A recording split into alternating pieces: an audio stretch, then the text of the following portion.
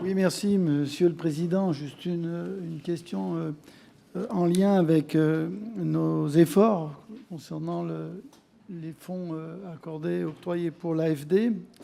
On constate effectivement que la France est très volontariste, mais en même temps, souvent on se pose la question de l'articulation avec l'action de nos entreprises à l'étranger et les opportunités qui peuvent naître à la faveur de la mise en place de systèmes et de financement d'actions dans le cadre de l'AFD. Donc comment on peut mieux alerter nos entreprises, qu'elles soient plus réactives parfois et qu'elles aient la compréhension des enjeux sur un projet financé par l'AFD dans un pays étranger.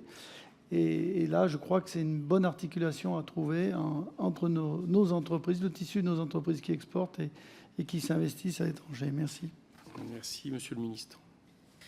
Merci. D'abord, juste pour préciser que le ministère offre aussi, en qualité de l'information, en analyse politique, à nos entreprises, au-delà de la question de l'AFD, des marchés ou de notre capacité à pouvoir répondre in-house à un certain nombre de marchés ou de dispositifs, le ministère propose à nos entreprises un savoir-faire, une analyse sécuritaire, politique, qui est très complémentaire avec une analyse de marché qui doit être faite par le privé dans le cadre de l'installation dans un certain nombre de pays d'entreprises françaises. Mais vous pouvez toujours donner et demander la capacité d'utiliser nos agents avec leurs compétences politiques sur place, diplomatiques, sécuritaires, qui donnent des réponses de manière assez efficace et facile à nos entreprises. Premier point. Deuxième point, je l'évoquais, mais on a un service de rapatriement de nos ressortissants pour les entreprises qui souhaitent s'investir dans d'autres pays, qui est quand même unique au monde. Et donc, s'il y a un problème de sécurité, nos services, et d'ailleurs, on aide régulièrement nos collègues européens dans le cadre de rapatriement et de problèmes de sécurité dans un certain nombre de pays. Et ça, pareil, c'est un outil important pour nos entreprises.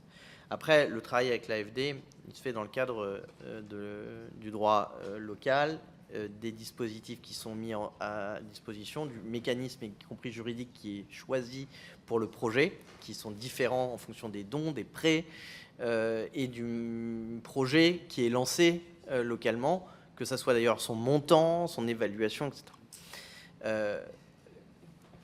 La question se pose de savoir de privilégier un certain nombre d'entreprises, ou en tout cas d'éviter un certain nombre d'entreprises plutôt que d'autres, j'ai envie de dire, plutôt sur des entreprises qui ont des problèmes de réputationnels ou nationalités qui ont des problèmes réputationnels. Et ça, c'est une question que vous pouvez par ailleurs légitimement vous poser. Je le dis de manière très transparente, même si on n'a jamais abordé ces sujets-là.